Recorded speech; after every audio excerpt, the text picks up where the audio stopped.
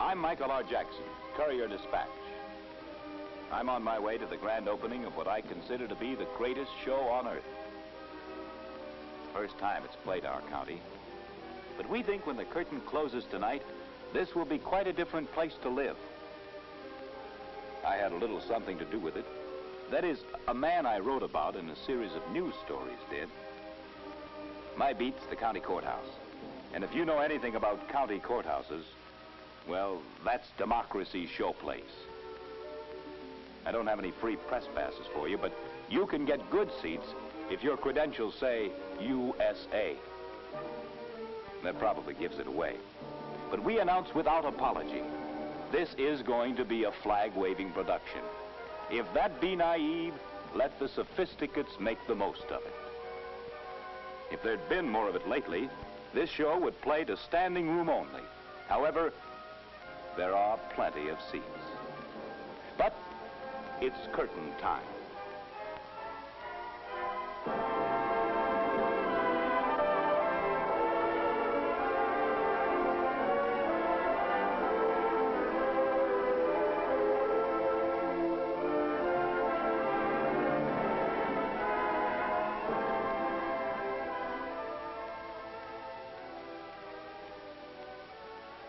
He's not necessarily the star in this particular show. I'd like to say he is, but wouldn't be quite true in this case. The stage of this show is that voting machine, right there. And the theme, getting them installed in this county. It didn't just happen. You see, you can legislate yourself all the laws you want about the right to vote. But whether you actually have an active electorate or not comes down, like everything else of consequence, to a matter of action on the part of a very few men and what kind of arrangements they make. In your community, it may be some other official like your councilman. In ours, it's the county commissioners who carry the assignment of seeing that there is a way and a means for every American to run his country between 6 a.m. and 6 p.m. on that first Tuesday in November.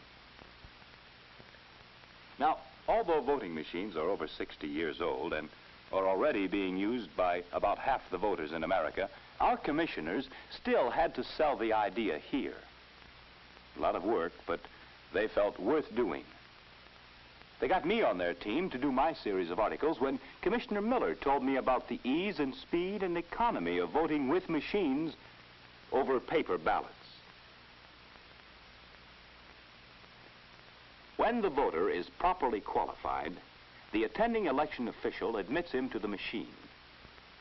Mr. Citizen moves the operating lever to the right, which unlocks the machine and locks out the world. For the first time, the secret ballot is really secret, and there are over 19½ centuries that I know of invested in achieving just that.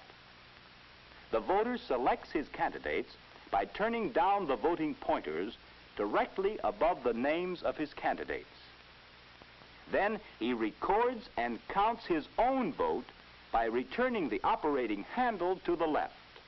That's all there is to it. He does not hand any papers to any human beings. His vote is made and cast, untouched by other human hands or minds. And that's a long step up from tyranny.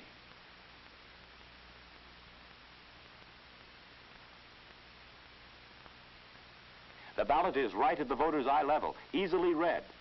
And all offices and all candidates are at the same eye level. No candidate suffers by being placed in an unfavorable position. The commissioner won over service clubs all over the county whenever he addressed them by reminding them of the large number of voters who are disenfranchised every year at the paper ballot type polls by making mistakes. Busy people often, by habit, make check marks on the ballot in states where X's are required. They might as well have stayed home. That vote is a no vote. Doesn't count. Illegal. Other voters find that at the last minute they have accidentally voted for the wrong man, or they change their mind. Don't, lady. it doesn't count. Or, you know election pencils. Good try, sir. But this ballot will be thrown out.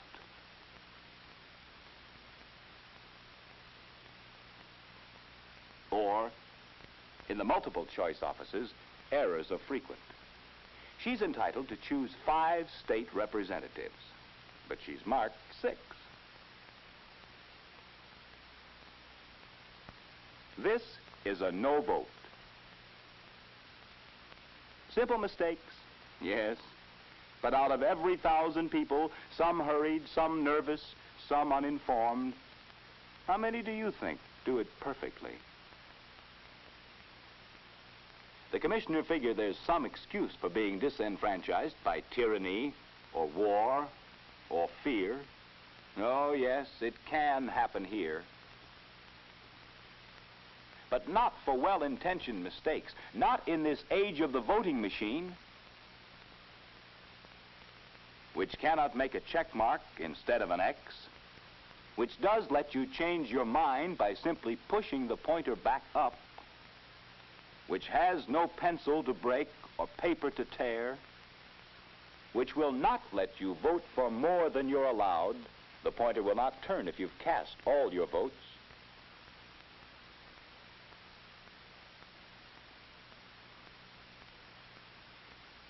Questions and issues, if any, are placed up here on the top of the ballot.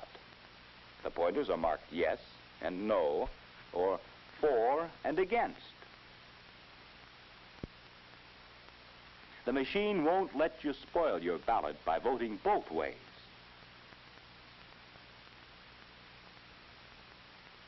And when you're satisfied with your vote, a new privilege awaits you. You will register and count your own vote by returning this handle. Walk away knowing your ballot cannot be disqualified, thrown out, nor miscounted. It's already counted the moment you leave. Nor can the machine make a mistake.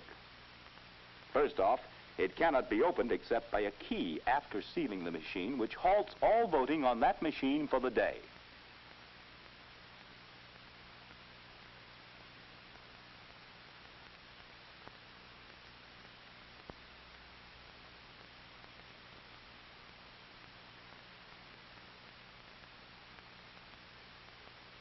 It looks complex, but it's not a complex mechanical action. It looks so because of the large number of voting units in it. But actually, each voting assembly has a straight mechanical linkage and a rugged action like this. And of course, voting machines are not a new idea. Many new functions have been added, of course, but basically they're 12 years older than the automobile. 1892. Their use has steadily increased until last year, in 35 states and territory of Hawaii, about half of our American voters voted by machine. Why? Why? Well, newspapers went after answers. So did the commissioner. And the first answer was, it's so fast and so easy. Just 3 simple steps. First, move the red operating handle to the right. Second, select your candidates. Third, throw the red handle to the left to count and record your own vote.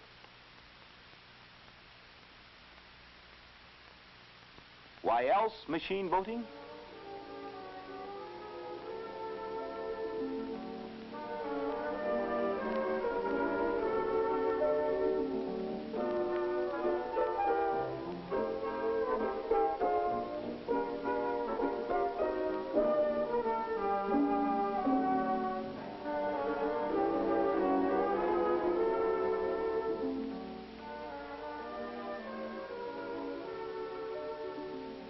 Absolute secret balloting.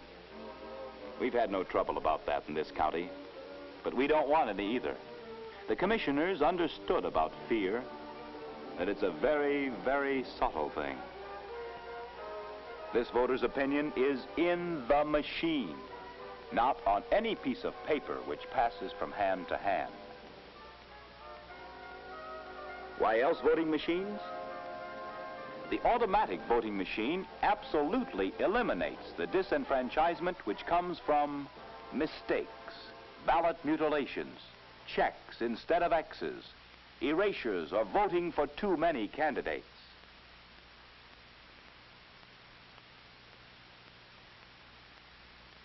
On machines, every vote that's cast is counted.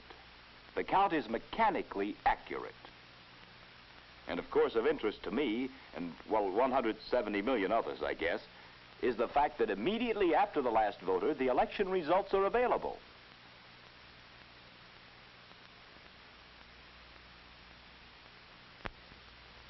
These counters cannot be exposed during the voting day. Exposure automatically locks the machine against further voting. But once opened, the result is available right now. My paper can get the results, which means the people and the candidates and the radio and TV stations can get the results hours earlier. Just read the figures off the counters to the recorders. Then check the recorded figures back against the counters. Announce the results in 5 to 10 minutes. How about the good old days? How about the good old days? Well, counting was a 5-hour job if things went smoothly.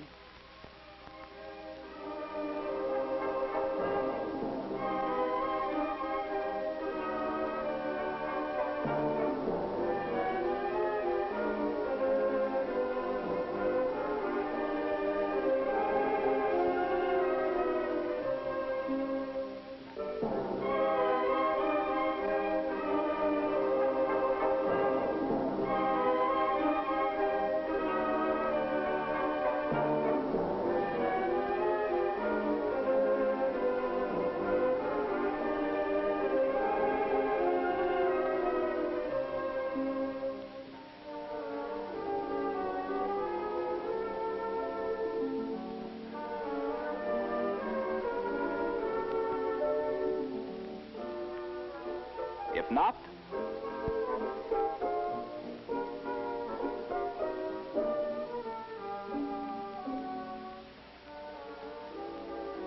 well, then it was 5 days. But the mechanical counters cannot get tired, cannot get cranky, cannot forget.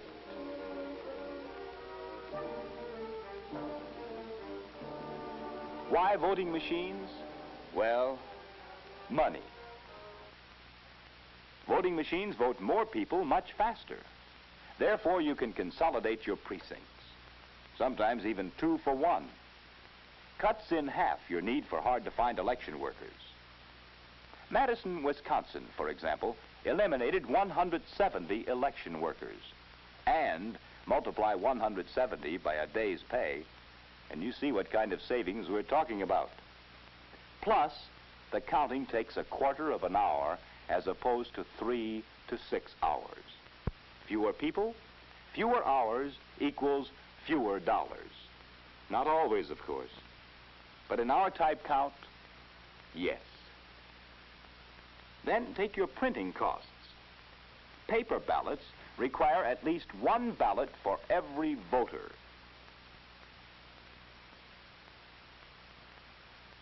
Voting machines, 1 printed ballot per machine. And of course, save just one old-style county-wide recount, and your machines are nearly home free. But money wasn't chiefly on the commissioner's mind. Something else. The man who took the lead in it is a seasoned professional career politician, realistic, tough even, unemotional. But that's why he knew that democracy, as an idea and a practice, had to compete in this county like everything else for the respect and attention of our people who were pressing the clock hard every day. It has to compete against speed and motion, and regrettably, even against America's second cup of coffee. Everything else in the county competes hard for the citizens' increasingly valuable time. Our churches were modernizing with parking lots he could get into faster.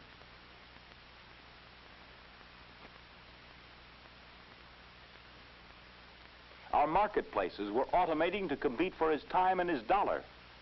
Our schools modernized to command his respect and his tax dollar. The tools which our average citizen uses every day in his job of work has become fantastically automatic and fast as industry moves to automation.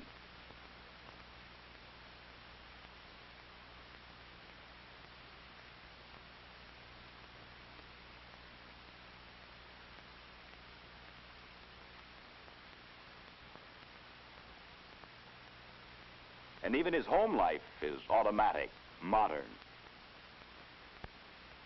But the one place where the average citizen participated in the political system which made it all possible, no change. Democracy is the foundation. The heart of that democracy is the polls, which were still being run in our county the way they were when we held Inauguration Day on March the 4th. So the new president would have 3 months to ride his horse to Washington. The driving question on the commissioner's mind, can democracy compete with its right hand tied to a hitching post?